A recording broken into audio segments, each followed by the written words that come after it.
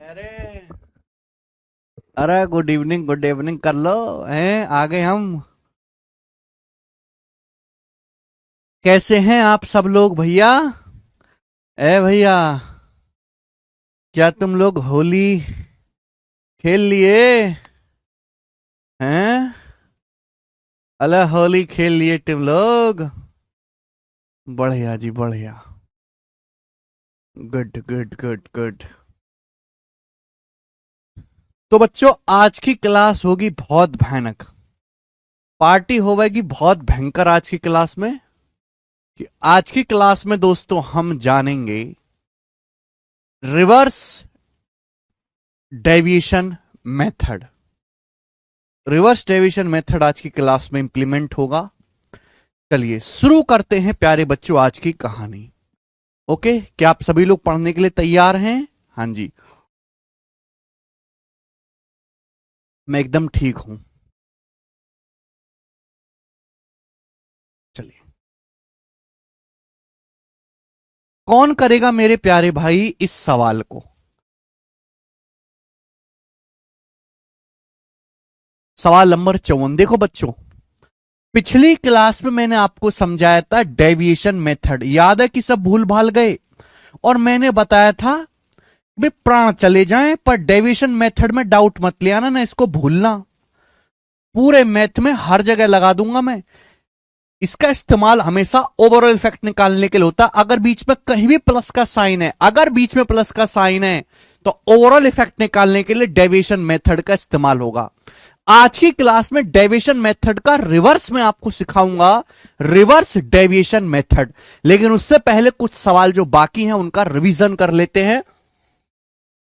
Deviation method पे सवाल number 54 करो। बोला एक स्कूल में 2800 छात्र हैं, एक स्कूल में 2800 छात्र हैं, जिसमें से 75% एक स्पोर्ट कंपटीशन में भाग लेते हैं। भाग लेने वालों में से 60% लड़के हैं, 35% लड़के और 25% लड़कियां प्रतियोगिता के फाइनल राउंड में सिलेक्ट होती हैं। तो आपसे पूछा है फाइनल राउंड में स्कूल का कितना परसेंटेज भाग लेंगे? बहुत बेहतरीन सवाल है, ध्यान सुनेगा। देखो बेटा, सवाल की लैंग्वेज पढ़ो पहले ढंग से। कि एक स्कूल में 2800 छात्र हैं, टोटल 2800 हैं, उसमें से 75% एक उसमें भाग लेते हैं स्पोर्ट्स में। स्पोर्ट्स कंपटीशन हो रहा है, उसमें से 75% भाग लेते हैं। ध्यान से सुनिएगा मेरे प्यारे भाई। एक स्कूल में टोटल 2800 छात्र हैं और टोटल छात्रों का 75% एक स्पोर्ट कंपटीशन में भाग लेते हैं। अब जितने लोगों ने भाग लिया है मेरे दोस्तों, ध्यान सुनिएगा, भाग लेने वालों में से 60% लड़के, बाकी लड़कियां हैं। ध्यान सुनिएगा मेरे दोस्तों। भाई अगर टोटल 100 हैं तो 100 में से 75% ने ही भाग लिया है, सारे स्टूडेंट ने भाग ही नहीं लिया। बोला है जितने स्टूडेंट ने पार्टिसिपेट किया है उसमें से 60% लड़के हैं। 60% की फ्रैक्शन वैल्यू 3/5, यानी कि टोटल अगर 5 स्टूडेंट ने पार्टिसिपेट किया है ना, 5 में, तो 5 में से 3 लड़के हैं, बाकी की जो 2 हैं वो लड़कियां हैं। 60% बॉयज हैं, 40% गर्ल्स हैं। अच्छा, 35% लड़के, 35% बॉयज और 25% गर्ल्स फाइनल राउंड के लिए सिलेक्ट हो जाती हैं। 35% बॉयज और 25% गर्ल्स फाइनल राउंड में सिलेक्ट हो जाती हैं। तो आप मुझे बताओ कि टोटल स्टूडेंट, आप बताओ भाग लेने वालों का, जितने स्टूडेंट ने पार्टिसिपेट किया है, जितने स्टूडेंट ने पार्टिसिपेट किया है उसमें से कितने परसेंट सिलेक्ट हुए, ये आप मुझे बताओ। सवाल का डाटा बहुत आसान है, तो मैं कैसे निकाल सकता हूं? वेटेड एवरेज से। कि भाई 3 लड़कों का 35%, 35 दिया 105, और 2 लड़कियों का 25%, 25 दूनी 50। तो 35 दिया 105 और 50, 155%। आउट ऑफ टोटल कितना मेरे दोस्तों? 3 और 2 5, यानी कि 155/5 31% आ गया, 31%। क्या आपको ये बात समझ में आ गई? यहां तक किसी बच्चे को कोई समस्या? आप बोलोगे नहीं सर कोई भी समस्या नहीं है। यहां तक किसी बच्चे को कोई दिक्कत? यानी कि मेरे दोस्तों जितने स्टूडेंट ने पार्टिसिपेट किया है, क्या आ गया मेरे दोस्तों, 31%। 31% आएगा, लेकिन आंसर तो ऑप्शन में है ही नहीं। आप कहोगे सर आपने गलत बताया। गलत नहीं है, एक्चुअली सवाल अभी पूरा हुआ ही नहीं है। सवाल यह कह रहा है कि जैसे भाई एक स्कूल में 100 बालक हैं, 100 में से 75 बालक ही खेल खेलने गए, स्पोर्ट में पार्टिसिपेट करने गए। उन 75 बालकों में से 31% सिलेक्ट हुए, तो पूरे स्कूल का फाइनल राउंड में कितने, पूरे स्कूल का कितना परसेंट भाग लेंगे। भाई आप ये समझो कि अगर टोटल 100 बालक है ना, अगर स्कूल में टोटल 100 बालक है, 100, अगर स्कूल में टोटल 100 बालक हैं, तो 100 में से 75 बालक ही स्पोर्ट में पार्टिसिपेट करने गए।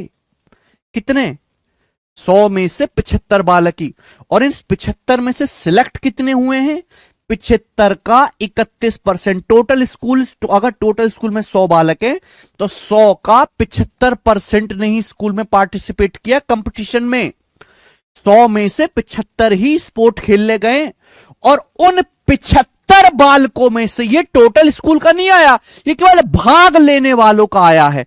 उस 75 में से 31% ने ही मेरे दोस्तों फाइनल राउंड में क्वालिफाई किया है। तो टोटल 100 बच्चों में से इतने बच्चे ऐसे हैं जिन्होंने फाइनल राउंड क्वालिफाई किया। ये आएगा आंसर 75 गुणा 31%। अब बताओ ये क्या होता है मेरे प्यारे भाई, जल्दी से जवाब दो।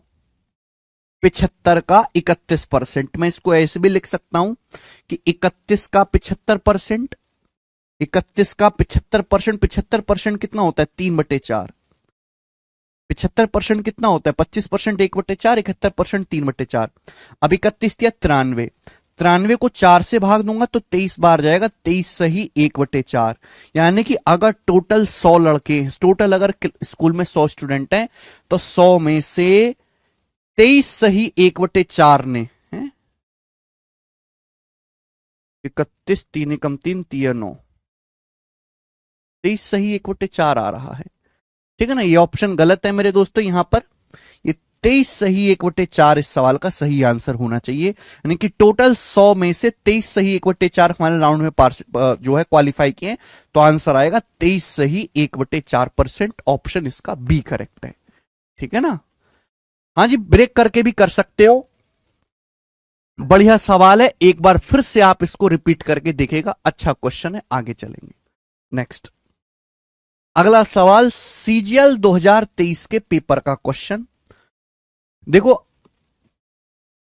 प्रीवियस ईयर में बहुत सारे सवाल इस पे आ रखे हैं, बहुत सारे सवाल प्रीवियस ईयर में इस पे आ रखे हैं। मैं आपको एक ही सवाल करवा रहा हूं, ठीक ना। चलिए मेरे प्यारे भाई, करके बताओ जी इस सवाल का क्या आंसर होगा। 23 सही 1/4 आंसर है। बोला in an examination a candidate had to sit for 3 paper ABC.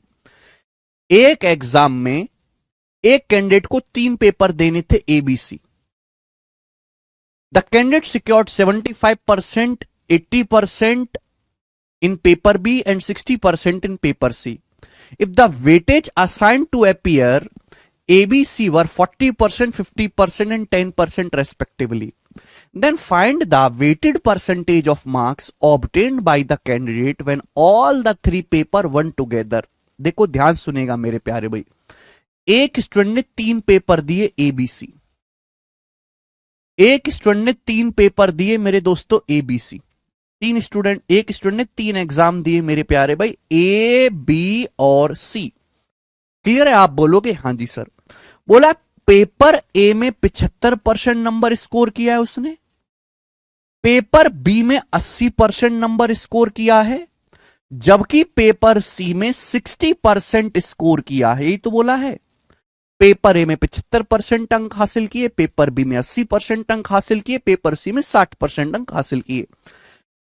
अब ध्यान से सुनिएगा, यह लाइन बड़ी खास है कि जो वेटेज असाइन किया गया है पेपर ए, पेपर बी और पेपर सी को, वो 40%, 50% और 10% असाइन किया गया। वेटेज का क्या मतलब है, देखो एक स्टूडेंट ने 3 पेपर दिए, तीनों पेपर के मार्क्स सेम नहीं है, तीनों पेपर के फुल मार्क्स सेम नहीं है। आप बताओ, अगर तीनों पेपर 100 नंबर के हैं तो paper A 40%, paper A 40 number का है। ये ध्यान से सुनिएगा मेरे दोस्तों, यार कितना मुश्किल है भाई तुम लोगों को समझाना। अगर वेटेज का मतलब यह है कि आप डेटा पेपर दे तो बहुत सारे, फिजिक्स का, मैथ का, केमिस्ट्री का, अंग्रेजी का, जैसे सीजल का पेपर होता है। अरे सीजल में मैथ पूछा जाता है 90 नंबर का, जीएस आ रही है 45 नंबर की, इंग्लिश आ रही है 60 नंबर की। तो ये क्या इनका वेटेज है, हर सब्जेक्ट का अलग अलग। तो पेपर एबीसी का जो वेटेज है 40%, 50%, 10%, यानी कि अगर टोटल पेपर 100 नंबर का है तो 100 का 40%, 40 नंबर का सब्जेक्ट ए आएगा, 50 नंबर का सब्जेक्ट बी आएगा और 10 नंबर का सब्जेक्ट सी आएगा। टोटल हो गया भी 40, 50, 90 और 10, 100, टोटल 100 हो गया। क्लियर है? आप बोलोगे हाँ सर, बोला है। अगर तीनों सब्जेक्ट को कंबाइंड करके परसेंटेज निकालें तो कितने परसेंट आए भाई? पेपर है 40 नंबर का है, ये मैंने मान लिया टोटल 100 है। टोटल को 100 इसलिए माना कि 100 में जो भी आंसर आएगा सीधा परसेंटेज में आएगा। पेपर है 40 नंबर का है, 40 में से 75% लाया है। 40 का 75% कितना होता है? 30। पेपर भी 50 नंबर का है, 50 का 80% कितना होता है? 50 का 80% होता है 40। पेपर सी 10 नंबर का है, 10 नंबर का 60% कितना होता है? पेपर सी 10 मार्क्स का, 10 में से कितना स्कोर किया? 60%। 10 का 60% 6। तो तीनों सब्जेक्ट में कितने नंबर लेके आए? 76। 30, 40, 70, 6, 76, यानी कि टोटल 100 में से 76 नंबर लेके आया तीनों पेपर में मिला के। तो उसकी कितनी परसेंटेज आई है? 76% आई है। ये आंसर हो गया। हिमांशु यादव कह रहे हैं सर एक ही क्लास लिया करो। यादव जी, एक क्लास लेके सिलेबस नहीं हो सकता, सिलेबस बहुत बड़ा है।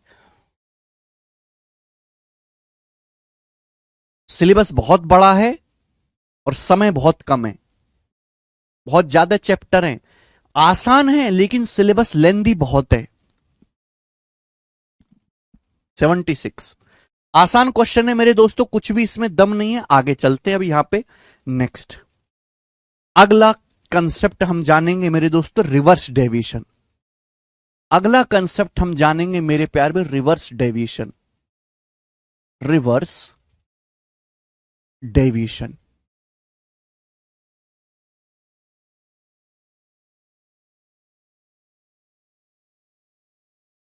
ध्यान से सुनिएगा मेरे प्यारे भाई, एग्जाम्पल से ही मैं आपको समझाऊंगा। अभी तक हमने आपको डेविएशन सिखाया। डेविएशन का इस्तेमाल ओवरऑल इफेक्ट, कुल प्रतिशत जो है निकालने के लिए होता है, अगर बीच में प्लस का साइन है। अब ये रिवर्स डेविएशन क्या चीज है, एग्जाम्पल समझिए मेरे दोस्तों। सपोज दो स्कूल है ए और बी। सपोज दो स्कूल हैं ए और बी। ध्यान से सुनिएगा।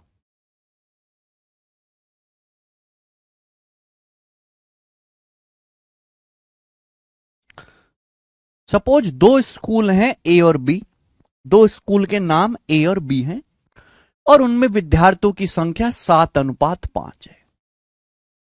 एग्जाम्पल ले रहा हूं और एक ही एग्जाम्पल में समझाऊंगा, बहुत प्यार से ढंग से समझ लीजिएगा मेरे दोस्तों। सपोज दो स्कूल ए और बी हैं और उनमें विद्यार्थियों की संख्या 7:5 है। पहले स्कूल में 7 बालक पढ़ते हैं और दूसरे स्कूल में 5 बालक पढ़ते हैं। अब कोई एग्जाम हुआ, पहले स्कूल से मेरे दोस्तों, पहले स्कूल से 80% बालक पास हुए। पहले स्कूल से 80% बच्चे पास हुए। केवल बोर्ड पे ना देखें, मेरी बातों को भी सुने मैं क्या कह रहा हूं। दोनों स्कूलों से कुल मिलाकर मेरे प्यारे भाई 76% बच्चे पास हुए। दोनों स्कूल से कुल मिलाकर, दोनों स्कूल ए और बी से कुल मिलाकर 76% बच्चे पास हुए। दोनों स्कूलों से कुल मिलाकर 76% बच्चे पास हुए। तो मेरा सवाल है, ये बताओ कि स्कूल बी से कितने परसेंट बच्चे पास हुए।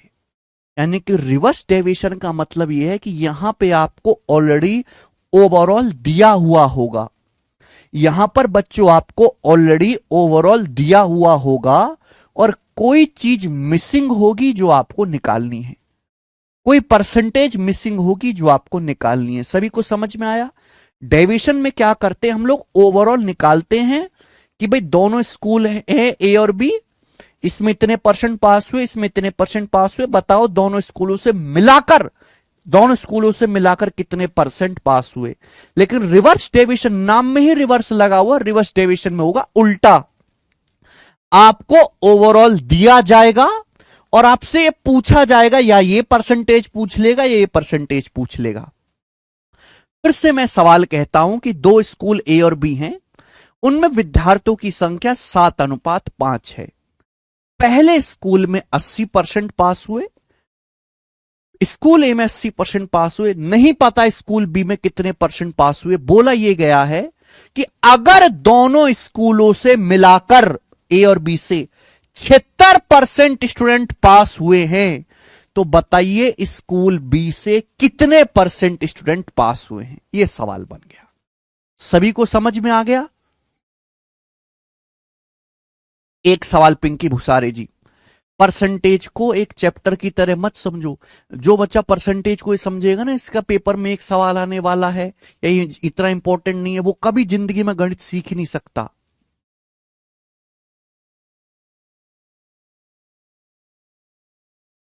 परसेंटेज पूरा अर्थमेटिक मैथ का जो है हथियार है। एक मकान हम बना रहे हैं, ये मकान की नींव है, बुनियाद भरने में ही सबसे ज्यादा समय लगता है। लेंटर तो रात में ही डल जाता है, एक रात में ही मकान पे लेंटर डल जाता है।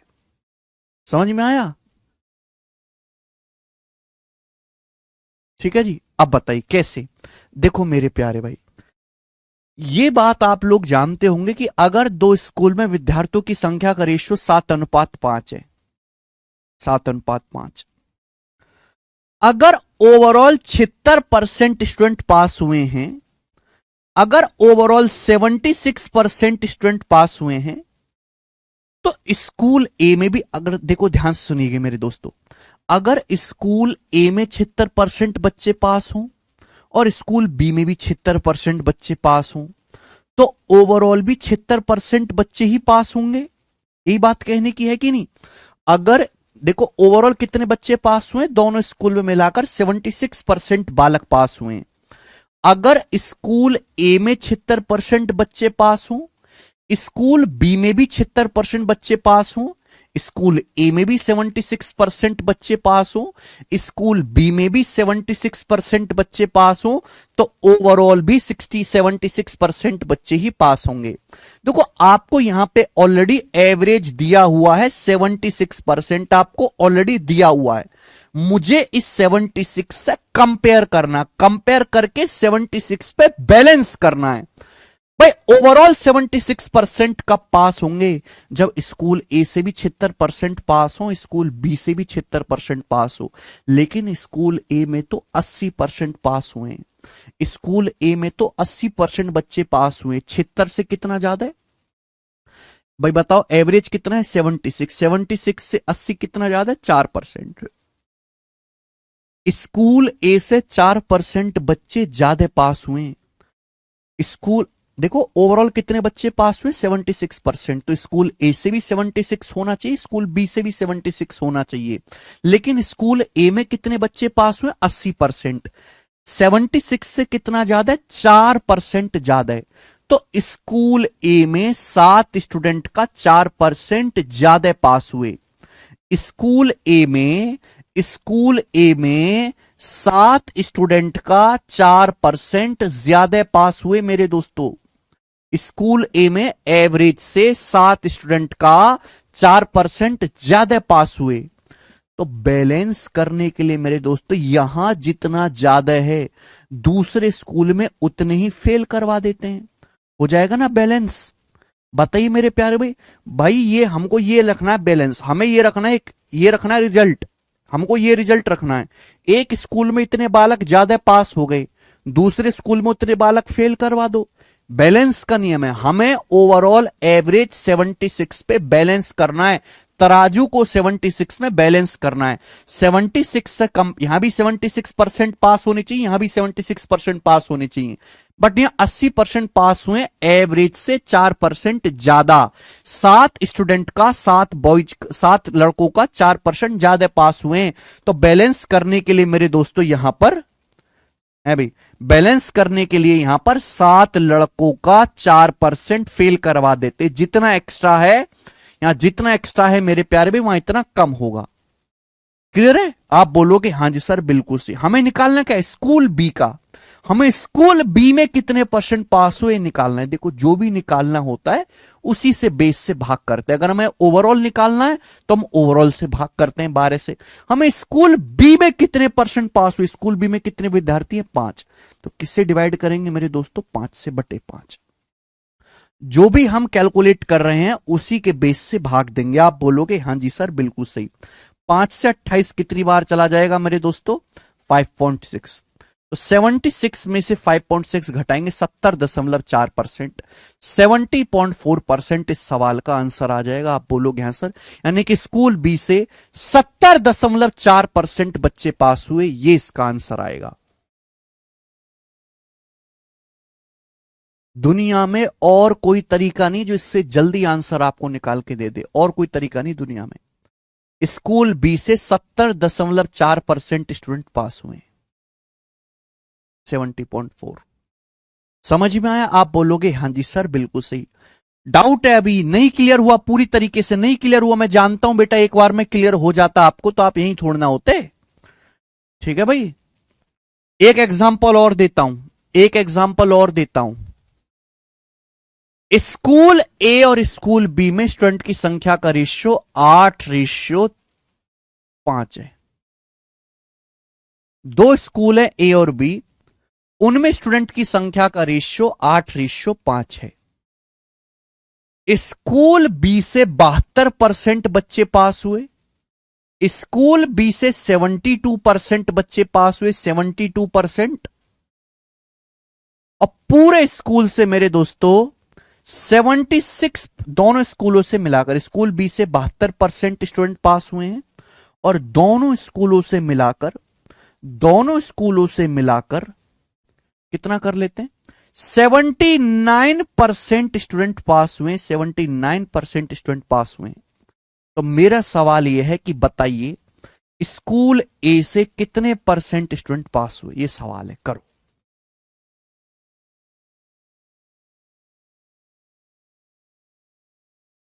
दो स्कूल हैं ए और बी, उनमें विद्यार्थियों की संख्या का रेशियो 8:5 है। स्कूल ए में नहीं पता कितने परसेंट पास हुए, लेकिन स्कूल बी से 72% बच्चे पास हुए, स्कूल बी से 72% बच्चे पास हुए। दोनों स्कूलों से मिलाकर 79% बच्चे पास हुए। आपसे पूछा स्कूल ए से कितने परसेंट बच्चे पास हुए, स्कूल ए से कितने परसेंट बच्चे पास हुए। ठीक है मेरे प्यारे भाई, रिवर्स डेविएशन से करना है। देखो मैं इसका बेसिक भी बता देता हूं। आप कहोगे सर ये तो ठीक है डेविएशन, लेकिन हम बेसिक भी भूल गए, एक बार बेसिक दोबारा से बता दो। देखो इसका बेसिक तरीका क्या है?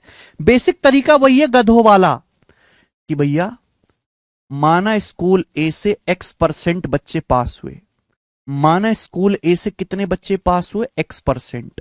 कितने बच्चे पास हुए स्कूल ए से? x%। तो स्कूल ए से अगर स्कूल ए में 8 लड़के पढ़ते हैं, अगर स्कूल ए में 8 बच्चे पढ़ते हैं तो 8 बच्चों का x% पास हुए। स्कूल ए में 8 बच्चों का x% पास हुआ। स्कूल बी में अगर 5 स्टूडेंट पढ़ते हैं तो स्कूल बी में 5 बच्चों का 72% पास हुआ। दोनों स्टूडेंट्स, दोनों स्कूलों से मिलाकर कुल इतने पास हुए। स्कूल ए में 8 बच्चों का x% पास हुआ, स्कूल बी में अगर 5 लड़के पढ़ते हैं तो 5 का 72% पास हुआ। दोनों स्कूलों में 79% पास हुए। बताओ दोनों स्कूलों में कितने बच्चे पढ़ते हैं टोटल? स्कूल ए में 8, स्कूल बी में 5, 8 5 13। दोनों स्कूलों में 13 बच्चे पढ़ते हैं, दोनों स्कूल में मिलाकर कुल 13 बच्चे पढ़ते हैं, और कुल 13 बच्चों में से 79% पास हुए। 13 बच्चों में से 79% पास हुए, बराबर कर दीजिए। ये आपको कैलकुलेशन करनी पड़ेगी, कैलकुलेशन इतनी ज्यादा होगी कि आप जो है छोड़ दोगे बीच में। ये इसका बेसिक है, ठीक है ना, x मान के आपको करना पड़ेगा वेटेड एवरेज से। ये इसका बेसिक है मेरे प्यार भाई। बेसिक बहुत लेंदी है, ठीक है, बहुत कैलकुलेटिव है, इसलिए हम बेसिक पे नहीं जाते, ठीक है ना। तो बेसिक जो है बच्चों वो आपको x मान के करना पड़ता है। x गया तेल लेने, वो मैंने आपको पढ़ा दिया, पहले भी बता चुका हूं मैं। आपको ये बात जाननी चाहिए कि आपको ये निकालना है कि स्कूल ए से कितने परसेंट बच्चे पास हुए। हमें यह दिया हुआ है कि दोनों स्कूलों से मिलाकर 79% बच्चे पास हुए। अगर दोनों स्कूलों से मिलाकर 79% पास हुए हैं तो स्कूल ए से भी 79% पास होने चाहिए। भाई स्कूल ए से भी 79% पास होने चाहिए और स्कूल बी से भी 79% पास होने चाहिए। अगर दोनों स्कूलों में मिलाकर 79% बच्चे पास हुए हैं तो स्कूल ए से भी 79%, स्कूल बी से भी 79% बच्चे पास होंगे, तो दोनों स्कूलों से भी 79% ही पास होंगे। लेकिन स्कूल बी में तो 72% ही पास हुए। एवरेज 79 से कितना कम, 79 से 72 कितना कम है, 7% कम है। तो स्कूल बी में 5 लड़कों का 7% कम पास हुए। स्कूल बी में 5 लड़के पढ़ते हैं, 5 लड़कों का 7% स्कूल बी में कम पास हुए। तो बैलेंस करने के लिए एक्स्ट्रा कर देते हैं, यहां 5 लड़कों का 7% ज्यादा पास करवा देते हैं मेरे दोस्तों स्कूल ए में। क्लियर है? कितने विद्यार्थियों पर, भाई स्कूल ए में कितने बच्चे पढ़ते हैं, स्कूल ए में 8 बच्चे पढ़ते हैं बटे 8। ये कितना आ जाएगा मेरे दोस्तों, 79। 5 सत्ते होता है 35 बटे 8, 35 को 8 से भाग देंगे तो कितना आ जाएगा, 8 चौक 32, 4 सही 3 बटे 8 जाएगा मेरे दोस्तों। यानी कि 79 और 4 83, 83.378। 3/8 का मतलब 0.375 होता है, 83.375%। ये सवाल का आंसर 83.375%। बात खत्म। ये होता है रिवर्स डेविएशन का मेथड। तो देखो ये जो ट्रिक है ना, ये जो डेविएशन है, रिवर्स डेविएशन है, ये सवाल जो सवाल बेसिक से एक्स मान के 2 मिनट में सॉल्व होता है, ये तरीका करके देता है आपको 10 से 15 सेकंड में। आप ये बताओ अगर 2 मिनट की चीज आप 10 या 15 सेकंड में सॉल्व कर रहे हो तो जाहिर सी बात है दिमाग ज्यादा लगाना पड़ेगा। वो चीज थोड़ी सी दिमाग लगाने वाली, थोड़ी सी मुश्किल तो होगी। आप ये सोचो ना, हाँ जी खुद सोचो। भाई जिस सवाल को आप बेसिक से एक्स मान के या एलिगेशन लगा के 1 से 1.5 मिनट में सॉल्व करते, वो आप डेविएशन लगा के रिवर्स डेविएशन से 10-15 सेकंड में सॉल्व कर रहे हो। तो थोड़ी सी बुद्धि ज्यादा लगानी पड़ेगी, और जिस बालक में इतनी बुद्धि है ही नहीं कि इतनी लगा पाए, उसकी मैं कोई मदद नहीं कर सकता।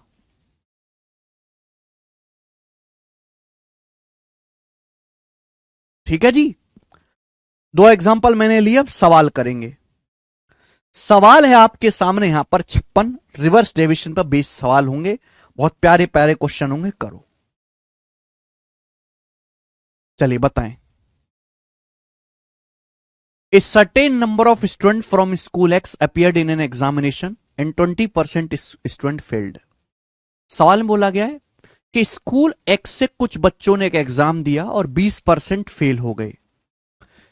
स्कूल X से कुछ बच्चों ने एग्जाम दिया और उसमें से 20% फेल हो गए।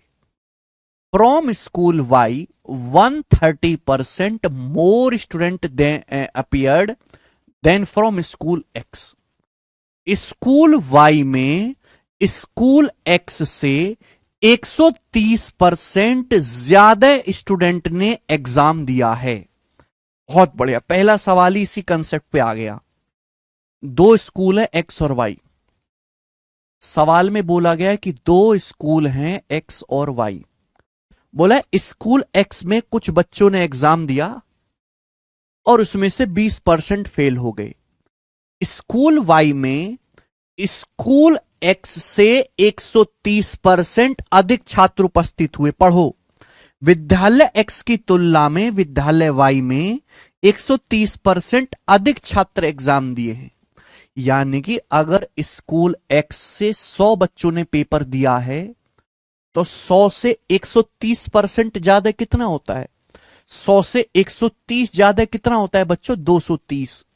स्कूल वाई में 230 बच्चों ने पेपर दिया है। अगर स्कूल एक्स में 100 बच्चों ने पेपर दिया है तो स्कूल वाई में 230 बच्चों ने पेपर दिया है। रेशियो लूंगा यानी कि 10:23। तो स्कूल एक्स और स्कूल वाई में जिन बच्चों ने पेपर दिया उनकी संख्या का अनुपात 10:23 है। सवाल में यह कहा गया है कि स्कूल एक्स में जितने बच्चों ने पेपर दिया है स्कूल एक्स में, उसमें से 20% फेल हो गए। स्कूल एक्स में जितने बच्चों ने पेपर दिया है उसमें से 20% फेल हो गए। आगे क्या बोला गया है? आगे एक एक लाइन को बड़े प्यार से और धीरे धीरे पढ़ो। If 90% of total number of student appeared from both the school past, भाई दोनों स्कूल से जितने बच्चों ने पेपर दिया है, दोनों स्कूल से जितने बच्चों ने पेपर दिया है उसमें से 90% पास हो गए। तो आपसे पूछा गया कि बताओ स्कूल वाई से कितने परसेंट स्टूडेंट फेल हुए हैं और आंसर अप्रोक्स में बताना है। देखो सवाल में बोला गया कि दोनों स्कूलों से मिलाकर, दोनों स्कूल एक्स और वाई से मिलाकर जितने बच्चों ने पेपर दिया है उसमें से 90% पास हो गए। भाई दोनों स्कूल एक्स और वाई से मिलाकर जितने बच्चों ने पेपर दिया है उसमें से 90% पास हो गए, तो बाकी का 10% तो आपकी तरह हो गए ना फेल। अगर दोनों स्कूलों से मिलाकर 90% बच्चे पास हुए हैं, बोला है दोनों विद्यालय से जितने बच्चे उपस्थित हुए उसमें से 90% पास हुए। अगर टोटल 100% में से 90% पास हुए तो बाकी का 10% फेल हुए। दोनों स्कूल एक्स और वाई से मिलाकर, मिलाकर मतलब प्लस। तो यह पूछा गया स्कूल वाई से, स्कूल वाई से कितने परसेंट स्टूडेंट फेल हुए। सवाल को पढ़ते ही आपको पता लग जाएगा कि एक रिवर्स डेविएशन का क्वेश्चन है। किसी बच्चे के मन में यह डाउट तो नहीं आया कि सर हमको कैसे पता लगेगा ये रिवर्स डेविएशन का सवाल है।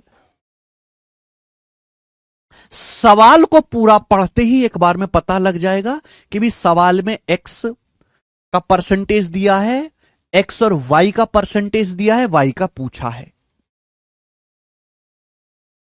ठीक है ना। अब इसका कोई संविधान में कानून थोड़ा लिखा है कि यह कानून जब फॉलो होगा तब यह धारा लगेगी, ऐसा संविधान तो नहीं होता गणित में। यह कॉमन सेंस से सोचा जाता है बेटा, कॉमन सेंस से।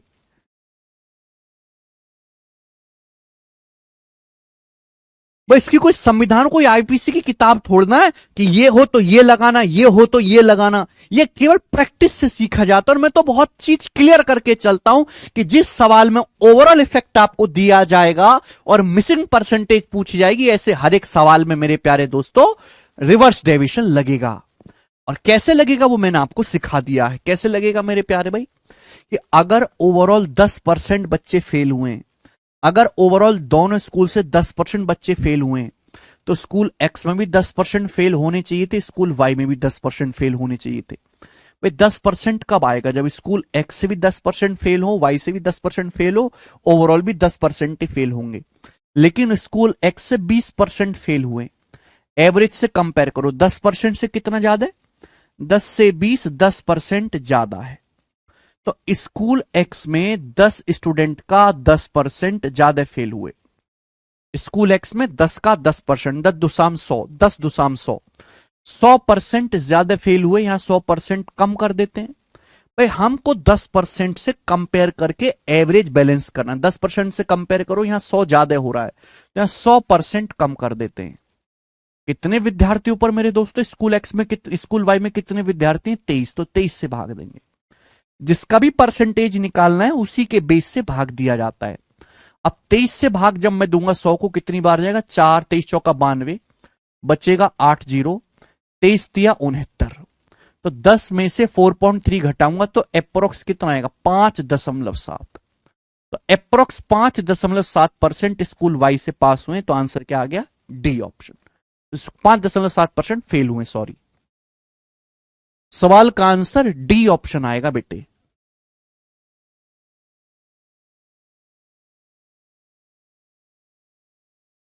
समझ में आया? तो देखो जो चीज मैं आपको एग्जांपल देके समझा रहा था ना, वो यही चीज पूछी गई और ये सबसे लो लेवल का सवाल है।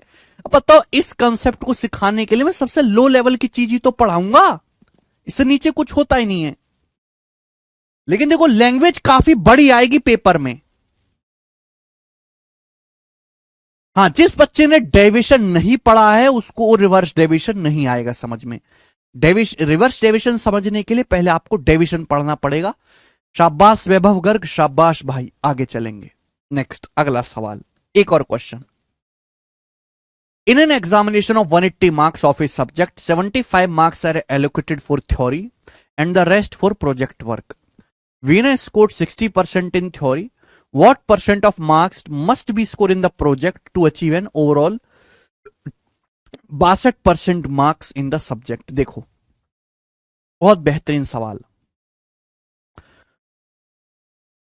कोई सब्जेक्ट 180 नंबर का है, कोई सब्जेक्ट 180 नंबर का है, उसमें 75% तो मार्क्स थ्योरी के हैं, 75% मार्क्स थ्योरी के हैं, और बाकी मेरे दोस्तों प्रोजेक्ट वर्क है, बाकी प्रोजेक्ट वर्क है। तो भाई 100% में से 75% थ्योरी पूछी जाती है और 25% का आपका प्रोजेक्ट पूछा जाता है। एक सब्जेक्ट है, उसमें से 75% मार्क्स थ्योरी के हैं और बाकी जो मार्क्स है 25%, 100 में से 75 घटाओ, प्रोजेक्ट के हैं। यानी कि थ्योरी के और प्रोजेक्ट के मार्क्स का रेशियो कितना है? 3:1। थ्योरी और प्रोजेक्ट के मार्क्स 3:1 है। आगे क्या बोला है?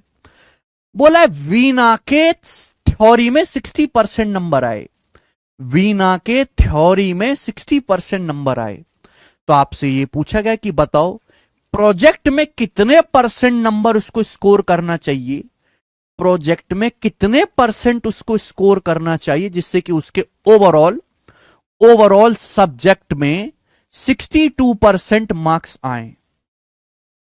ओवरऑल सब्जेक्ट का मतलब थ्योरी प्लस प्रोजेक्ट में मिलाकर तो सब्जेक्ट बना है। सब्जेक्ट कैसे बना? Theory plus project, theory plus project में मिलाकर उसके ओवरऑल 62% मार्क्स आए। तो आपसे पूछा प्रोजेक्ट वर्क्स में कितने परसेंट लाने पड़ेंगे। 180 का सवाल से कोई लेना देना नहीं है कि मैं पहले पढ़ा चुका हूं कि हमें बेस की एग्जैक्ट वैल्यू चाहिए ही नहीं होती, हमें तो बेस का रेशियो चाहिए होता है केवल। आप बताओ, अगर हमें ओवरऑल 62% नंबर चाहिए तो यहां भी ओवरऑल 62% नंबर कब आएंगे? भाई किसी बालक के थ्योरी में भी 62% आए, प्रोजेक्ट में भी 62% आए, तो ओवरऑल सब्जेक्ट भी 62% आएगा। भाई प्रोजेक्ट में भी 62% नंबर बनने चाहिए, थ्योरी में भी 62% बनने चाहिए, पर थ्योरी में बना है 60। 62 से 60 कितना कम है? 2% कम है। तो थ्योरी में 3 नंबर का 2% कम स्कोर है, थ्योरी में 3 नंबर का 2% कम है स्कोर। तो बैलेंस करने के लिए प्रोजेक्ट में 3 नंबर का 2% ज्यादा लाना पड़ेगा। प्रोजेक्ट में भाई थ्योरी में जितना कम आया है प्रोजेक्ट में उतना ज्यादा लाना पड़ेगा। कितने मार्क्स में? 1 मार्क्स में बटे 1। तो 62 जमा 6 68 आ गया। तो प्रोजेक्ट में 68% नंबर लाने पड़ेंगे। ये आंसर है सी ऑप्शन। बात खत्म। कितने प्यारे प्यारे बालक है मेरे, राजाओं की तरह सवाल कर रहे हैं भाई। देखो एक बात बताऊं मैं, हकीकत कि जितनी एसएससी में वैकेंसी आने वाली हैं उससे ज्यादा बच्चों ने सवाल का सही आंसर कमेंट में बता दिया है। जितनी एसएससी में वैकेंसी आने वाली हैं उससे ज्यादा बच्चों ने लाइव क्लास में इस सवाल का सही आंसर कमेंट में बता दिया है। अब जिन बच्चों का नहीं आया है आंसर, वो समझो कि वो तो भीड़ में कभी शामिल ही नहीं थे, वो तो खुट्टल खिलाड़ी है, खुट्टल खिलाड़ी। ठीक है, मैं नहीं चाहता कि आप कब केवल जो है हमारे पास आके केवल मुझे फीस दो, मैं ये नहीं चाहता। मेरा मकसद आपसे कोई फीस वसूलना नहीं है। मैं चाहता हूं कि अगर आपने हमें अगर थोड़ी सी फीस दी है पढ़ने के लिए तो आप उससे 10 गुना मुझसे वसूल के जाओ, 10 गुना सीख के जाओ। लेकिन वो आप पे निर्भर करता है। मैं आपको मार मार के नहीं पढ़ा सकता। मैं जो चीज पढ़ा रहा हूं वो पूरे हिंदुस्तान में सबसे सॉलिड है, सबसे सॉलिड कंटेंट। इतना सीक्वेंस में, इतना धीरे धीरे, इतना सिस्टमेटिक आपको कहीं भी नहीं मिलेगा, कहीं भी नहीं। सब देखिए दुनिया, लेकिन बच्चा मेहनत करने को तैयार नहीं। मैं बच्चे की औकात वहीं दिखाई देता हूं। मैं डीमोटिवेट नहीं कर रहा, मैं आपको बता रहा हूं कि तुम भीड़ से बाहर हो, तुम्हारी तो कोई गिनती नहीं हो रही है अगर तुम ये चीज नहीं कर पा रहे। क्यों नहीं कर पा रहे? वो कि आपने पढ़ा नहीं ढंग से, आप घर पे जाकर उतनी मेहनत नहीं कर रहे जितनी करनी चाहिए। अगर मैं आपके मुंह पे कह देता हूं भाई तू घर पे जाके इतनी मेहनत नहीं कर रहा, उतनी पढ़ाई नहीं कर रहा जितनी करनी चाहिए एक बच्चे को, और इस वजह से तेरी नौकरी नहीं लगेगी, तू भूखा मरेगा, तो ये डिमोटिवेट करना नहीं है, ये बच्चे को उसकी हैसियत, उसकी औकात बताना है। और मैं सीधा मुंह पे बताता हूं।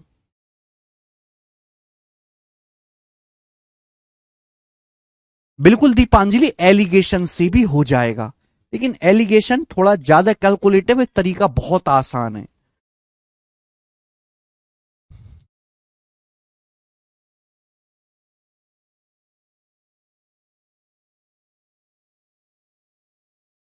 सवाल नंबर 58 प्रीवियस सर का पूछा हुआ सवाल है बच्चों। सवाल जो कि आईसीएआर असिस्टेंट 2022 का है, बनाएं। हाँ जी दीपांजलि।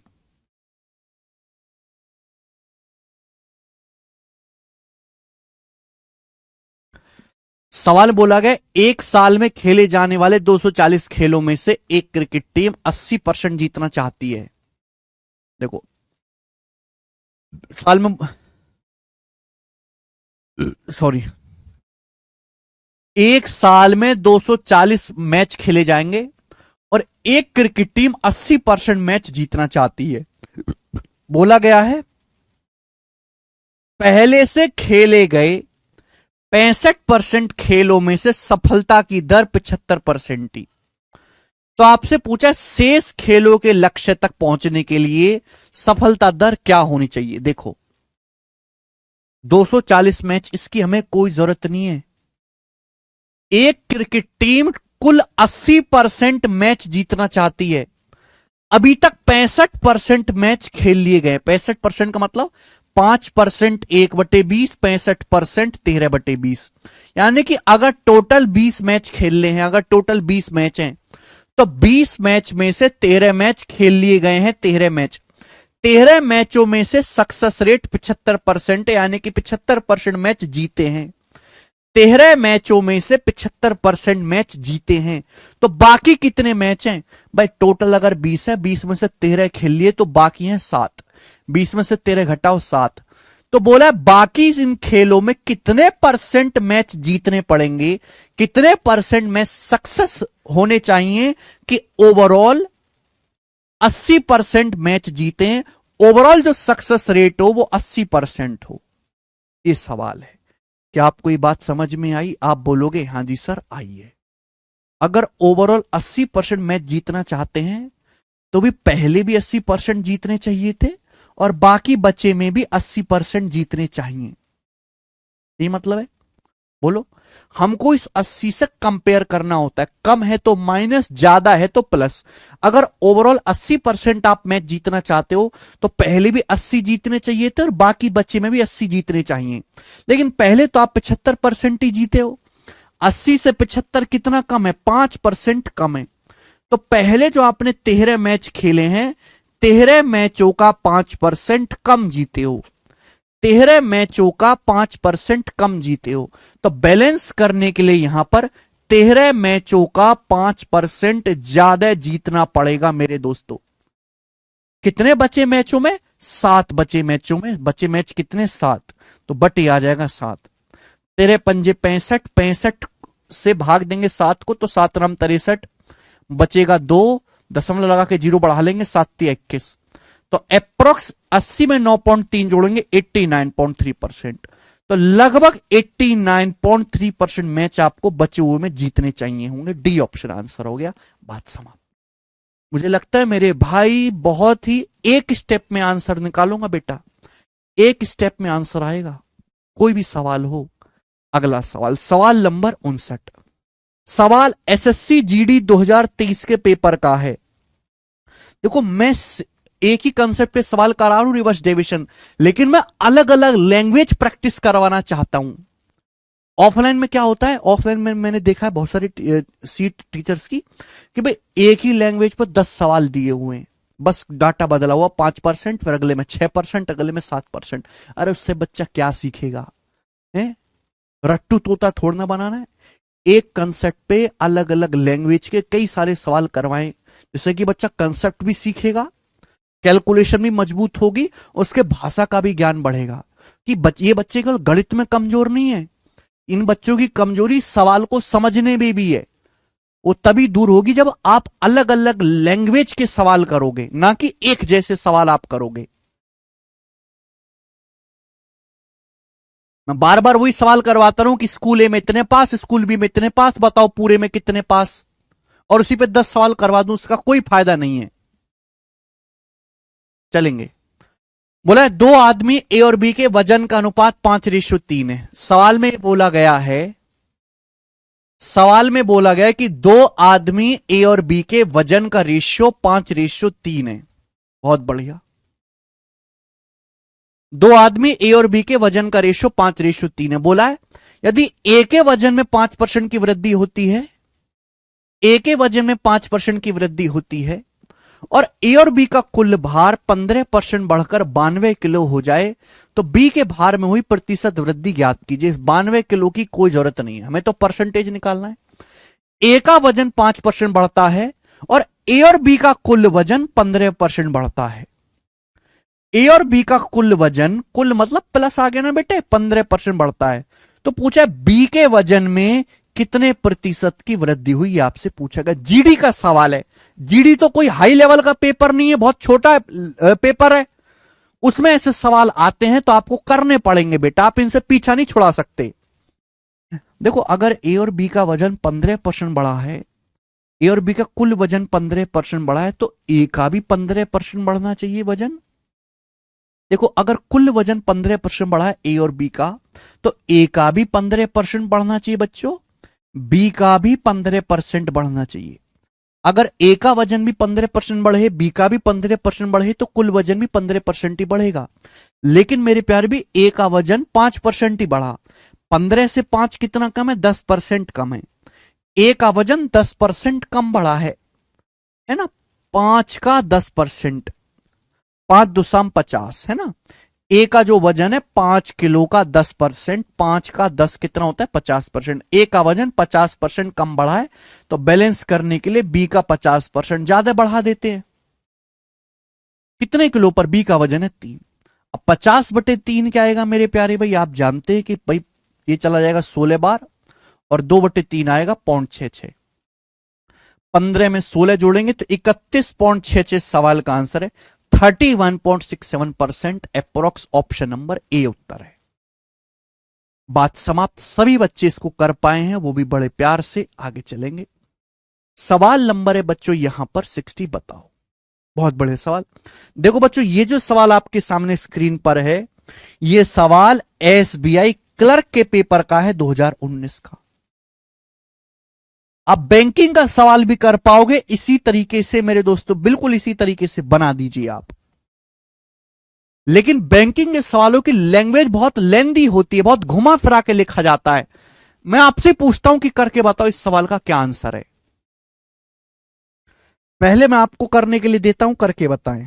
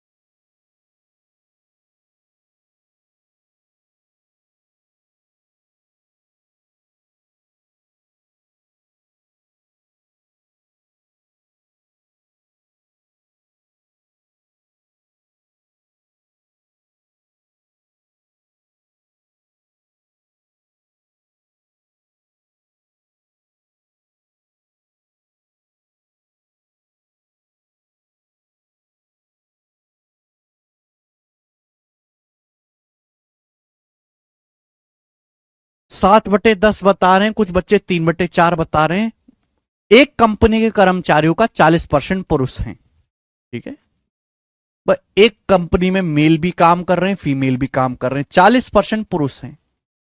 इसका मतलब आप जानते हैं, पहली लाइन 40% होता है 2/5, यानी कि नीचे क्या होता है हमेशा टोटल। अगर कंपनी में टोटल 5 आदमी हैं तो 5 में से 2 पुरुष हैं, बाकी का 3 महिलाएं हैं। यह मतलब हुआ 2:3 मेल फीमेल का रेशियो है।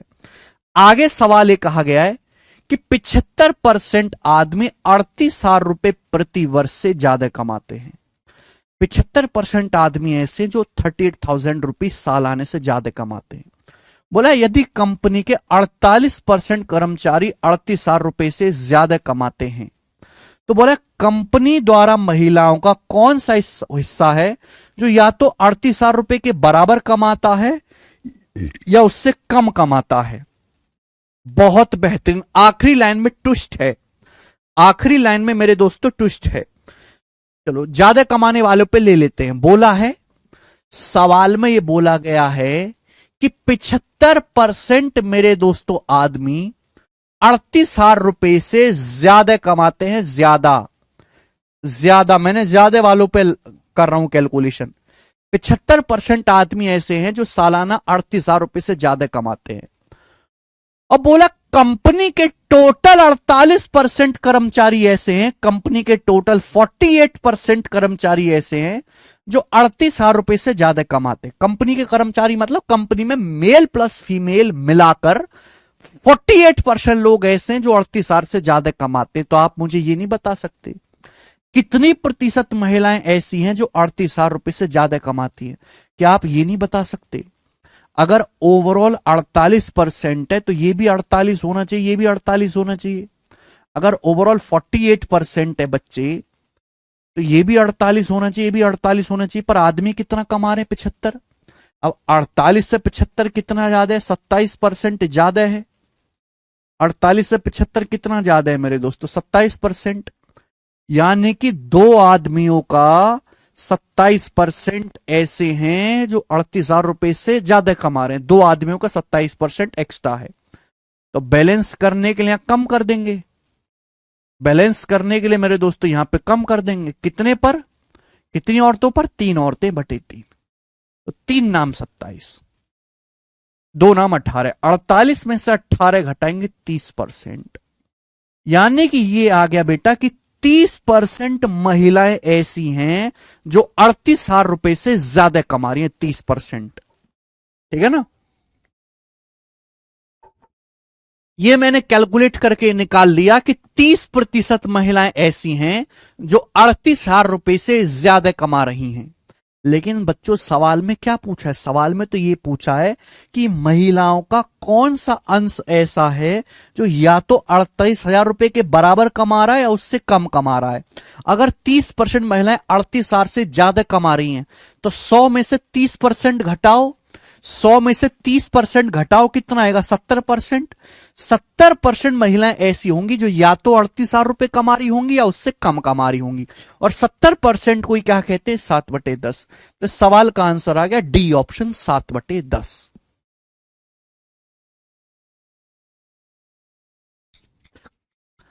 बहुत बढ़िया हिमांशु जी, बिल्कुल आप डायरेक्ट कम पे भी कैलकुलेशन कर सकते थे। यहां पहले मैंने ज्यादा वाले निकाला, फिर घटा के कम निकाल लिया। आप सीधा भी कम पे कैलकुलेशन कर सकते थे, आंसर सेम ही आएगा बेटा। ये चीज मुझे बताने की जरूरत नहीं है आप लोगों को। आगे चलेंगे भाई साहब, ठीक है।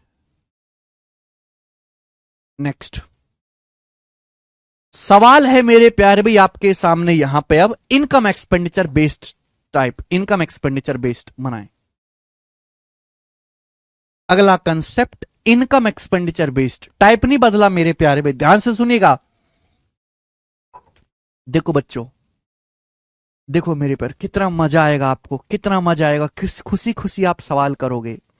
बच्चों मैंने आपको समझाया था, मैं आपको पढ़ा चुका हूं कि इनकम बराबर एक्सपेंडिचर प्लस सेविंग, आय बराबर खर्चा प्लस बचत। ये मैं आपको पढ़ा चुका हूं, आय बराबर खर्चा प्लस बचत। बीच में क्या आ रहा है? प्लस।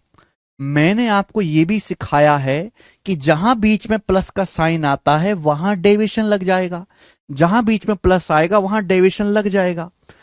ये देखो, मैं आपको पहले ही सीट में टाइप पढ़ा चुका हूं, हाँ इसी सीट में था, कि आपको इनकम में चेंज देगा, एक्सपेंडिचर में चेंज देगा, आपसे सेविंग में चेंज पूछेगा, किन्हीं भी दो में आपको परसेंटेज चेंज पूछेगा, और आपसे तीसरी में परसेंटेज चेंज, किसी किन्हीं भी दो चीजों में आपको परसेंटेज चेंज देगा और आपको तीसरे में पूछेगा। तो बेटा इनकम एक्सपेंडिचर सेविंग वाले सवाल को मैं आपको 100 मान के तो सिखा चुका हूं, 100 मान के कैसे करना है, लेकिन आप इन सवालों को डेविएशन से भी कर सकते हो, डेविएशन से भी कर सकते हो। देखो जरा, क्योंकि हम ये बात जानते हैं कि आय बराबर खर्चा प्लस बचत, आय बराबर खर्चा प्लस बचत बोला है। एक आदमी अपनी इनकम का 33 सही 1/3% बचत करता है। 33 सही 1/3% का मतलब 1/3। एक आदमी अपनी इनकम का 1/3 बचत करता है, अपनी इनकम का 1/3 बचत करता है। इसका मतलब यह है कि अगर आदमी की इनकम 3 है, अगर आदमी की इनकम 3 है तो उसमें से 1 रुपए के आदमी बचत कर रहा है, यानी कि बाकी के 2 रुपए खर्चा कर रहा है। अगर आदमी की इनकम 3 है तो उसमें से 1 की बचत कर रहा है, बाकी का 2 खर्चा कर रहा है। सवाल में बोला है बचत 22% बढ़ जाती है, आदमी की बचत 22% बढ़ जाती है, खर्चा 10% बढ़ जाता है, आदमी का खर्चा 10% बढ़ जाता है। तो पूछा उसकी इनकम कितना परसेंट बढ़ जाएगी, इनकम कितने परसेंट बढ़ जाएगी। इनकम क्या होता है? इनकम का मतलब खर्चा प्लस बचत ही तो होता है। यानी कि सवाल में यही पूछा गया है कि खर्चा प्लस बचत कितना परसेंट बढ़ जाएगा, खर्चा प्लस बचत कितना परसेंट बढ़ जाएगा। क्या आप डेविएशन से नहीं कर सकते? क्या आप डेविएशन से नहीं कर सकते? अगर डाटा बहुत आसान है तो मैंने आपको सिखाया था वेटेड एवरेज लगा लो, डेविएशन भी लग जाएगा, पर डाटा इतना मरा हुआ है कि वेटेड एवरेज भी लग जाएगा। खर्चा बढ़ गया 2 का 10%, 10 दूनी 20, बचत बढ़ गई 1 का 22%, 22, 10 दूनी 20 और 22 42%, 42% बढ़ गया मेरे दोस्तों। कितने पर? खर्चा प्लस बचत है 2 और 1 3, 2 जमा 1 3, 42/3 14%। तो इनकम 14% बढ़ी। सवाल का आंसर है बी ऑप्शन। खत्म। और विश्वास करेंगे कि ये वाला जो सवाल है 2019 के मेंस का है, प्री का भी नहीं बेटे, मेंस के पेपर का सवाल है ये, मेंस का।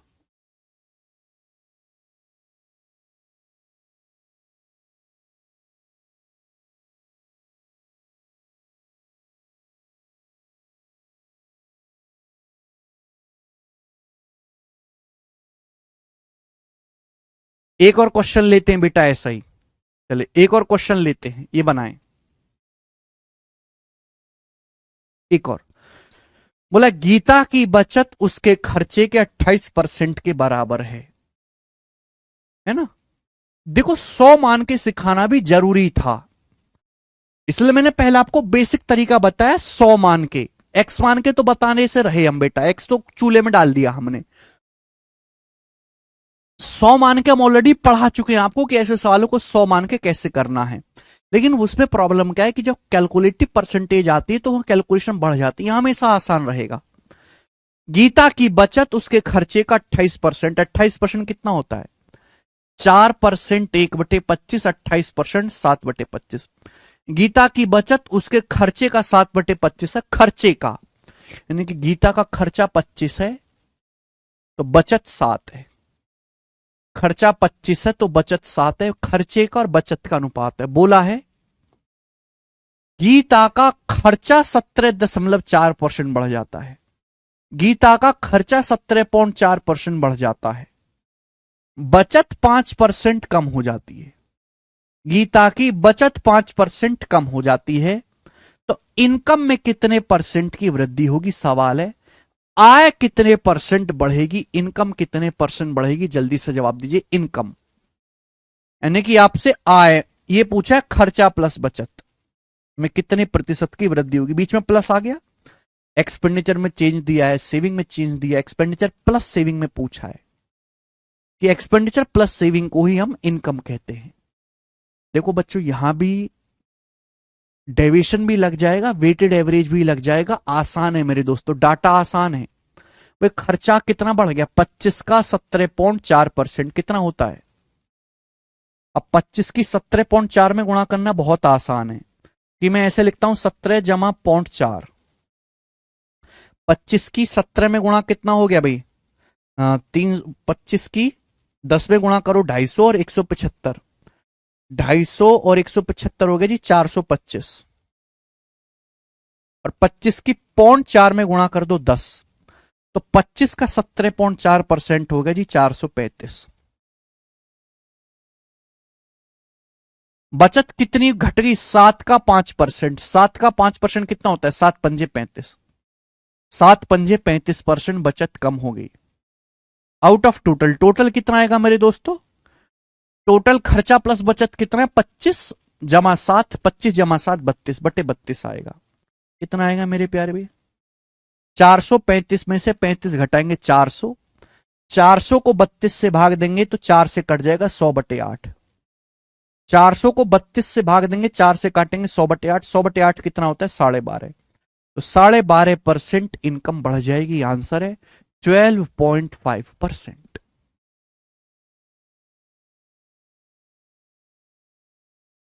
आगे चलते हैं, अगला सवाल।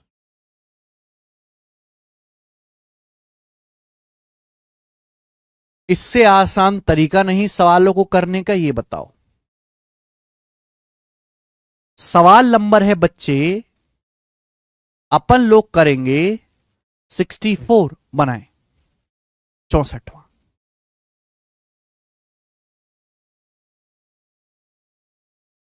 करिए। अगर आप इस सवाल को 100 मान के करोगे ना, 100 मान के, काफी ज्यादा कैलकुलेशन है। बोले सौरभ की बचत उसके खर्च का 16% है। अब हमारा तरीका देखो डेविएशन से कैसे होता है। सौरभ की बचत खर्च का 16% है। 16% कितना होता है? 4/25।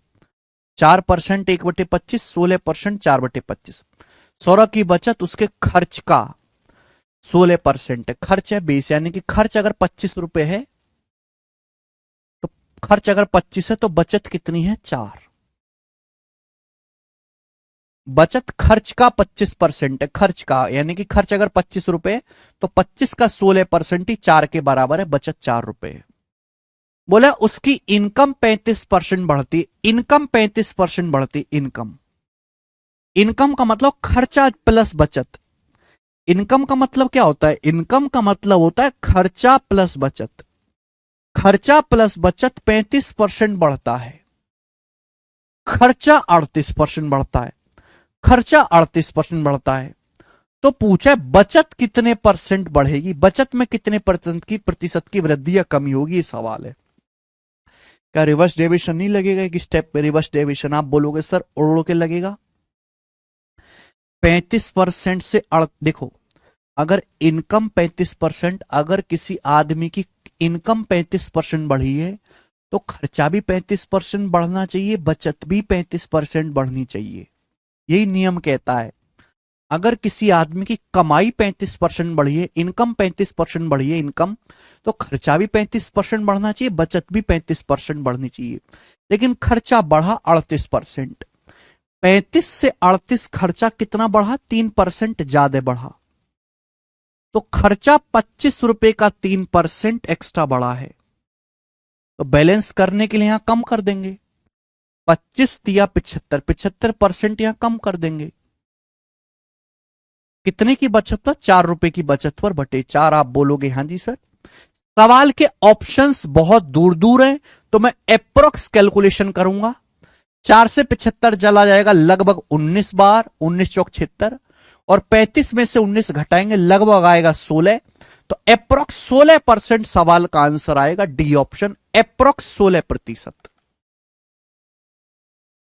बताओ बच्चों, ऑप्शंस बहुत दूर दूर है, तो 4 से 75 लगभग 19 बार जाएगा, और 35 में से 19 घटाऊंगा लगभग 16%। उत्तर आ गया। कितना बढ़िया तरीका है बेटा। एक स्टेप में आंसर निकाल के देगा, एक स्टेप में। ये कर मेरे प्यारे भाइयों, ये करोगे। सवाल नंबर है आपके सामने,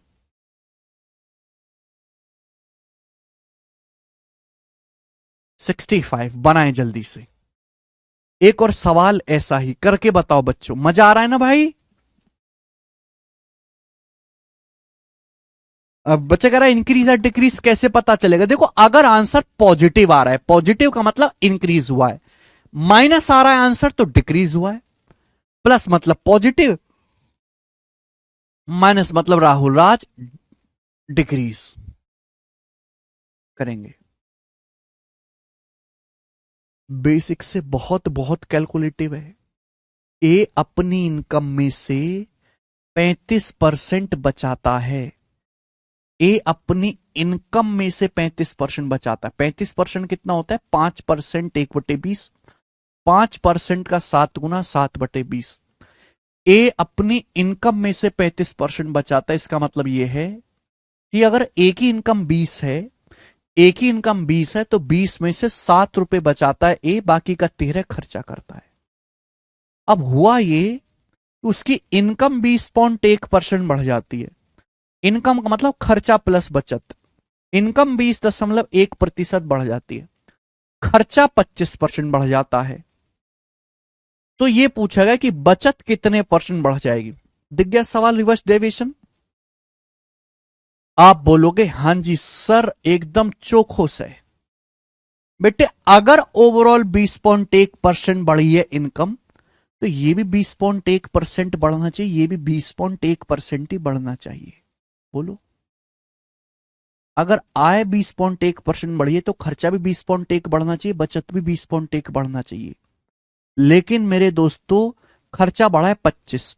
20.1 से 25 कितना ज्यादा है? 4.9% ज्यादा है। 20.1 से 25 कितना ज्यादा है? 4.9% ज्यादा है। तो खर्चा 13 रुपए का 4.9% ज्यादा बढ़ा। खर्चा 13 रुपए का 4.9% ज्यादा बढ़ा है, तो बैलेंस करने के लिए 13 रुपए का 4.9% बचत को कम कर देते हैं। कितने की बचत पर? 7 पर बटे 7। क्लियर है? 7 से चला जाएगा 49, 7.7 बार। 13 सत्ते 91 यानी कि 9.1।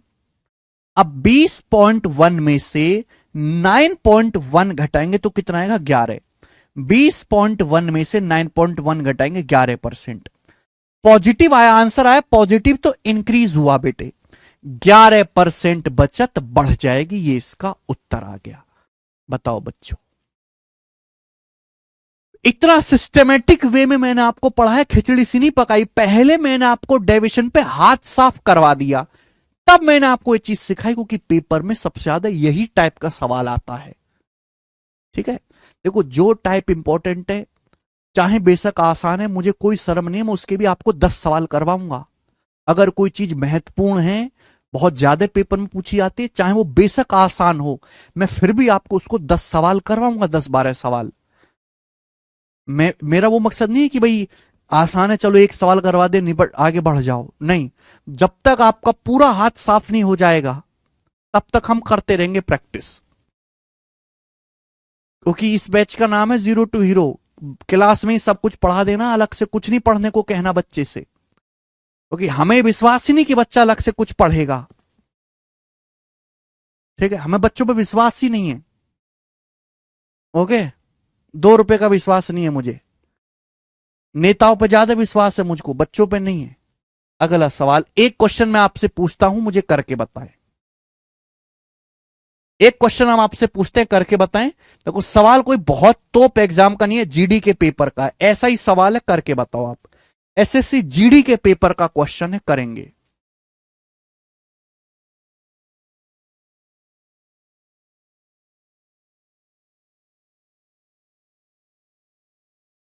सर पता कैसे चलेगा 13 रखना है वहां या 20? अच्छा, यहां पहली लाइन से पता चलेगा बेटा, पहली लाइन से बोला है ए अपनी इनकम में से 35% बचाता है। इनकम में से 35% बचाता है। 35% की फ्रैक्शन वैल्यू 7/20। इनकम में से बेस क्या है? इनकम, यानी कि एक ही इनकम 20 है, नीचे हमेशा बेस होता है, तो उसमें से 7 की बचत कर रहा है। इनकम 20 है, 7 की बचत कर रहा है, तो खर्चा कितना है? 20 में से 7 घटाओगे 13। पिछले सवाल में क्या था? सौरभ की बचत खर्च का यहां बेस जो वो खर्च है, 25 आपका खर्च है। तो बेटा ढंग से पढ़ा करो, सवाल को ढंग से पढ़ा करो।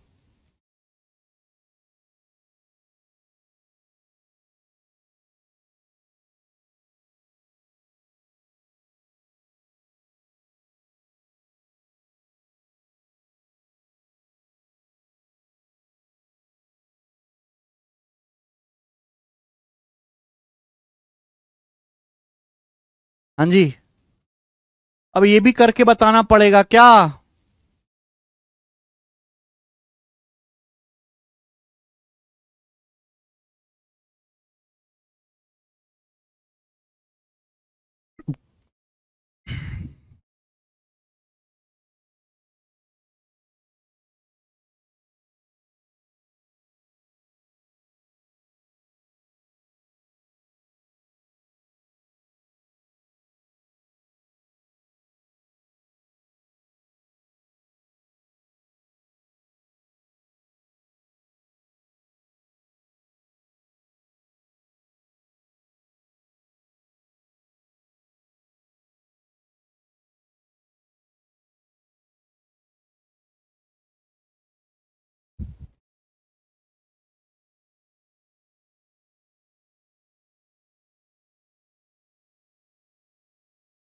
यस, बिल्कुल सही कह रहे हैं बेटा आप। Very good, Oscar goes to you. 26.67% इस सवाल का एकदम ठीक आंसर है। 26.67%। I am proud of you, बहुत अच्छी बात है भैया। वेरी गुड बच्चों, आगे चलेंगे। नेक्स्ट क्वेश्चन, अगला सवाल देखो मेरे प्यारे। अगला सवाल भी मैंने टाइप नहीं बदला, सेम टाइप है, ठीक है ना? देखिए ध्यान से, 3 सवाल मैंने इस पे डाले हैं। देखो प्यारे बच्चों, अगला सवाल भी सेम ही कंसेप्ट पे है, बट जबरदस्ती का देखने में डरावना बना दिया जाता है। डरावना बोला है, एक आदमी की मंथली इनकम 87,500 है, मंथली खर्चा 50,000 रुपए। अगले साल इनकम 33% बढ़ जाती है, खर्चा 18% बढ़ जाता है, बचत कितना परसेंट बढ़ेगी? देखो, आदमी की इनकम होती है मेरे दोस्तों खर्चा प्लस बचत। मुझे खर्चे और बचत का ही रेशियो निकालना है। सवाल में दिया है कि एक आदमी की मंथली इनकम 87,500 है और मंथली खर्चा 50,000 रुपए, 50,000 रुपीज। तो ये एग्जैक्ट वैल्यू यहां पे दी हुई है। हमें एग्जैक्ट वैल्यू की जरूरत क्या है? एग्जैक्ट वैल्यू की तेल लेने हम लेंगे रेशियो। मैंने क्या समझाया कि हमें एग्जैक्ट वैल्यू की जरूरत नहीं पड़ती, हम तो बेस का रेशियो ले लेते हैं। अगर इनकम 87,500 है, आदमी का खर्चा 50,000 रुपए महीने का, तो अनुपात क्या है? अनुपात लो, 2 जीरो से 2 जीरो कट जाएगा। किससे कटता है? 125 से। 125 का पढ़ा इसलिए मैंने बोला था याद करो। 125 सत्ते 875, 125 चौका 500। इसका मतलब ये हुआ मेरे प्यारे भाई कि अगर आदमी का खर्चा 4 रुपए है, अगर आदमी का खर्चा 4 रुपए, तो उसकी इनकम 7 रुपए है। उसकी इनकम 7 रुपए। अगर आदमी का खर्चा 4 रुपए है, अगर आदमी का खर्चा 4 रुपए है, तो 7 रुपए उसकी इनकम है। तो बचत कितनी है? 3। भाई 7 रुपए में से 4 रुपए खर्च कर रहा है, तो 7 में से 4 घटाओ, 3 वो बचत कर रहा है। तो मैंने ये निकाल लिया, आपको दिया नहीं है बेटे, निकालना पड़ा आपको। खर्चे का और बचत का अनुपात निकालना पड़ा, 4:3। आगे बोला है, अगले साल इनकम 33% बढ़ जाती है। अगले साल उसकी आय 33% बढ़ जाती है। आय मतलब खर्चा प्लस बचत। खर्चा प्लस बचत इन दोनों का योग 33% बढ़ जाता है। खर्चा 18% बढ़ जाता है, खर्चा 18% बढ़ जाता है। पूछा गया है बचत कितने प्रतिशत बढ़ेगी? सेम सवाल बन गया बेटे। आप बोलोगे सर अब तो मैं ऐसा करूंगा, किसी ने किया नहीं होगा जमाने में। आप बताओ, अगर इनकम 33 बढ़ी है, अगर आदमी की आय 33% बढ़ी है तो खर्चा भी 33% बढ़ना चाहिए, बचत भी 33% बढ़नी चाहिए। अगर आदमी की इनकम 33% बढ़ी है तो खर्चा भी 33% बढ़ना चाहिए, बचत भी 33% बढ़नी चाहिए। खर्चा बढ़ा है 18, बताओ 33 से 18 कितना कम है? 15% कम है। 33 से 18 कितना? 15% कम है। तो खर्चा 4 रुपए का 15% कम बढ़ा है। खर्चा 4 रुपए का 15% कम बढ़ा है, तो बैलेंस करने के लिए एक्स्ट्रा कर देते हैं। 4 का 15% कितना होता है? 15 चौका 60, 60% एक्स्ट्रा कर देते हैं मेरे दोस्तों। कितने की बचत पर? 3 रुपए की बचत पर बटे 3। 3 से 60 20 बार चला जाएगा। 33 में जब मैं 20 जोड़ूंगा 53%। तो 53% आदमी की बचत बढ़ी। ये सवाल का आंसर है बी ऑप्शन, एकदम ठीक है। सब बच्चे समझ पाए।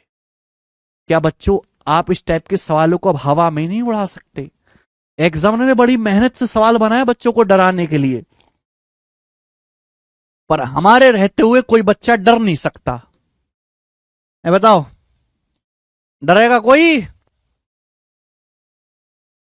सवाल है भाई साहब आपके सामने, ईथा 67। हम लोग लेंगे सवाल नंबर 68। ये बताओ जी, एक और सवाल करेंगे।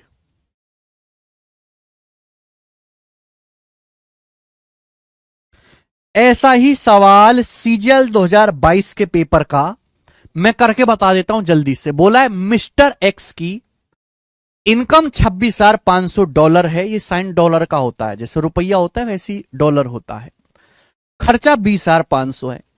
इनकम 12% बढ़ती है, खर्चा 6% बढ़ता है। बचत कितने परसेंट बढ़ेगी? आप जानते हैं कि आय बराबर खर्चा प्लस बचत। सवाल में कतई घबराना नहीं। बोला यह गया है कि एक आदमी की इनकम 26,500 है और उसका खर्चा 20,500 है। तो मुझे एग्जैक्ट वैल्यू नीचे रेशियो चाहिए। बताओ, 2 जीरो तो कटी जाएंगी और किससे आएगा? 5 से। 5 बचे 25 और एक 5 तिया 15। किससे आएगा? 5 से। 5 चौक 20, 5 एकम 5। यानी कि अगर आदमी की इनकम 53 है तो खर्चा 41 है। अगर आदमी की इनकम 53 रुपए है, 53 रुपए में से 41 रुपए आदमी खर्चा कर रहा है, तो 53 में से 41 घटाएंगे 53 में से 41 माइनस करेंगे 12। 53 में से 41 घटाओगे कितना आएगा? 12। 53 में से आदमी 41 खर्चा कर रहा है तो उसकी बचत कितनी है? 12। आप बोलोगे हाँ जी सर बिल्कुल सही। बोला अगले साल इनकम 12% बढ़ जाती है। इनकम अगले साल आदमी की 12% बढ़ जाती है। इनकम, इनकम का मतलब खर्चा प्लस बचत 12% बढ़ जाती है। खर्चा 6% बढ़ जाता है। सवाल के अनुसार खर्चा 6% बढ़ जाता है। तो पूछा है बचत कितने परसेंट की वृद्धि होगी? बचत कितना परसेंट बढ़ेगी? आप बताओ। अगर आदमी की इनकम 12% बढ़ी है, अगर आय 12% बढ़ी है, तो खर्चा भी 12% बढ़ेगा, बचत भी 12% बढ़ेगी। बोलो हां कि ना? क्या आप मुझे इस बात का जवाब देने के लिए तैयार हैं? अगर आदमी की इनकम 12% बढ़ी है तो खर्चा भी 12% बढ़ेगा, बचत भी 12% बढ़ेगी। लेकिन खर्चा बढ़ा है 6%। 12 से 6 कितना कम है? 6% कम है। 12 से 6 कितना कम है? 6% कम है। तो जो हमारा खर्चा है वो 41 का 6% कम बढ़ा है। खर्चा 41 रुपए का 6% कम बढ़ा है। तो बैलेंस करने के लिए 41 का 6% एक्स्ट्रा बढ़ा देते हैं। कितने रुपए की बचत पर? 12 रुपए की बचत पर बटे 12। अब 6 से 12 2 बार जाएगा, 2 से 41 हमारा 20.5 बार जाएगा। ठीक है भाई। अब 12 में 20.5 जोड़ेंगे 32.5%। यानी कि आदमी की बचत 32.5% बढ़ जाएगी। ए ऑप्शन सवाल का आंसर है। ऑप्शन नंबर यहां से ए बनता है। ठीक, आगे नेक्स्ट। और इस टाइप का लास्ट क्वेश्चन, डेविएशन पे लास्ट सवाल बेटा, ठीक है ना? डेविएशन पर लास्ट सवाल आप मुझे करके बताएंगे। जीडी के पेपर का सवाल है 2023 का। मैंने इतनी प्रैक्टिस आपको करवा दी है कि आपको खुद से प्रैक्टिस करने की कोई जरूरत नहीं है। हर बच्चा इस सवाल को सॉल्व करके मुझे कमेंट्स में बताए, जल्दी से बताए और बिना किसी देरी के।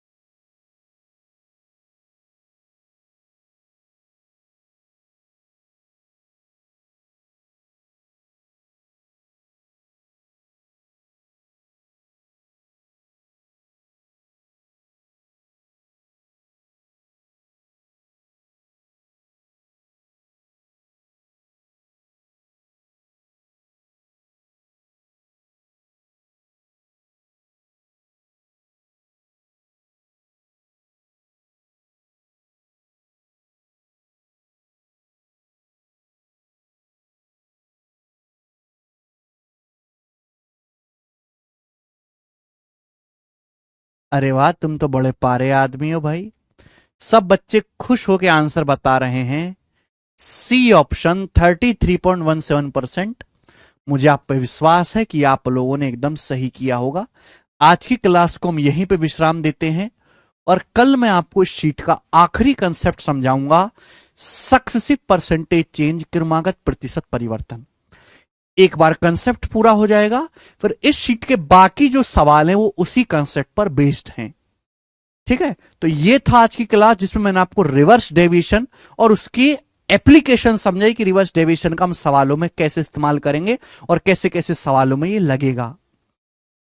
इसका मतलब आप ये कतई मत समझे कि परसेंटेज में हमने पढ़ लिया बस ये कहानी यहीं पे खत्म होगी। आगे हम इसका प्रॉफिट लॉस में, कंपाउंड इंटरेस्ट में, एलिगेशन में, मिक्सचर में, कई जगह इस कंसेप्ट का इस्तेमाल करेंगे। तो भूल मत जाना, रिवीजन में रखना मेरे दोस्तों इन चीजों को। ठीक है, क्लास कैसी लगी भी, आपको समझ में आया आज, बताइए।